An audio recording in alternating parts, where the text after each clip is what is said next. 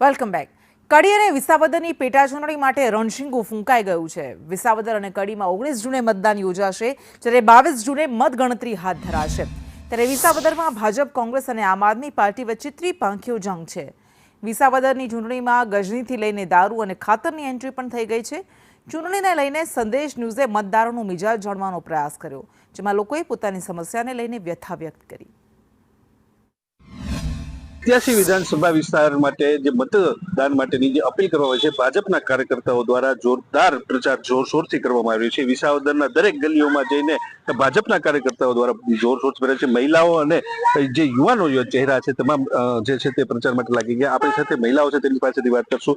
ખાસ કરીને તમે પ્રચાર માટે નીકળ્યા છો, કેવો લાગે છે માહોલ?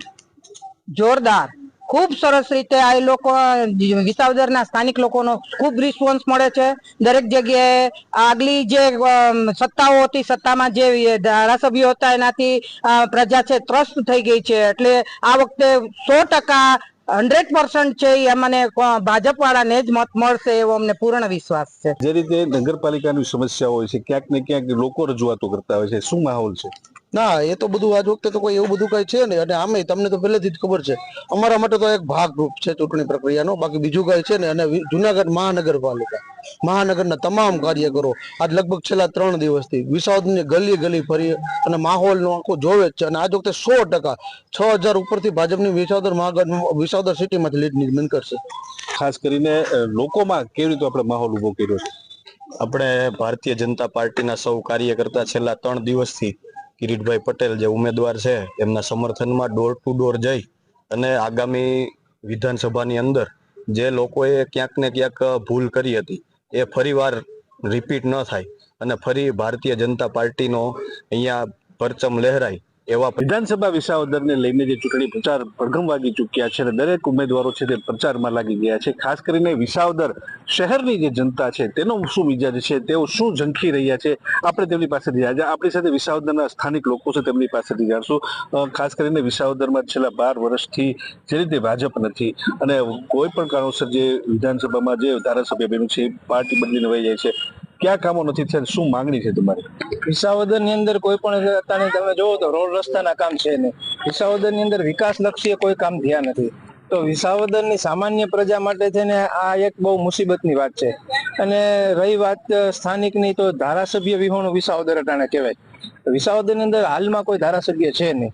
તો એવી અમારી માંગણી છે કે વિસાવદરમાં કોઈ એવો વ્યક્તિત્વ આવે જેથી કરીને વિસાવદર શહેર તથા વિસાવદર તાલુકાનો વિકાસ થાય, આવી અમારી બધાની માંગણી છે.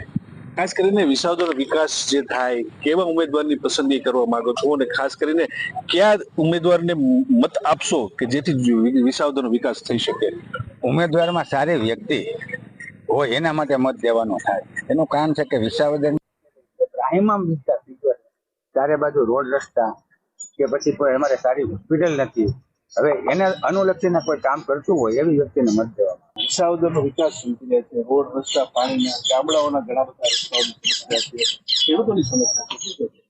ખેડૂતોની સમસ્યાને લઈને તો આપણે થોડા જે કાંઈ ઇકો ઝોનને લગતા અથવા બીજીની જે કાંઈ ફેસિલિટી મળવી જાય, સરકારમાં જે કામ થાય ઉપરમાં તો થઈ જાય છે, પણ ખાસ કરીને વિસાવદરમાં આ છેલ્લા કોઈ પણ જાતનું રોડ રસ્તા કે કોઈ પણ જાતની સુવિધા ઉપલબ્ધ થતી નથી. આ વખતે અમે લોકો એવું વિચારીએ કે જે ઉપર સરકાર છે એ જ અહીં સરકાર આવે, એનો જ પ્રતિનિધિ ચૂંટાય તો આ સુવિધા ઘણી ખરી પ્રોબ્લેમ એના સોલ્વ થઈ જાય એવું અમે ઈચ્છીએ છીએ, જેથી કરીને ઉપરની સરકાર જે છે એનો જ પ્રતિનિધિ અહીં ચૂંટાય અને અમે એને જ મત દેવાના છે કે આ વખતે વિકાસ થઈ શકે.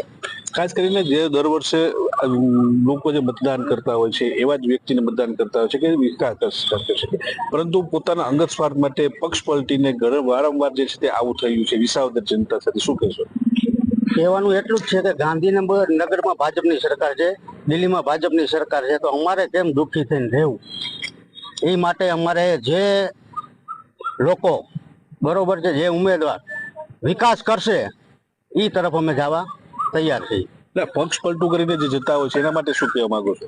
એના માટે તો પક્ષ પલટો કરતા હોય પણ એને સમસ્યાની ખબર નથી હોતી, એટલા એવા લોકો જ પક્ષ પલટો કરે છે. પણ આજે પ્રજા કેટલી દુઃખી છે, ત્રાહિમામ છે, એ ખબર નથી પડતી. એટલા માટે જે બાજુ હવા છે એ બાજુ અમે ઉપર. તો આ હતા વિસાવદરની જનતાનો મિજાજ કે જેઓ કહી રહ્યા છે કે હવે ફક્ત ને ફક્ત વિસાવદરનો વિકાસ જ ઝંખી રહ્યા છે અને જે શાસન કરતા છે તેને લઈને જે વિકાસ કરશે તેવા ઉમેદવારની પસંદગી કરવામાં આવશે. કેતનલા સંદેશ ન્યૂઝ, વિસાવદર.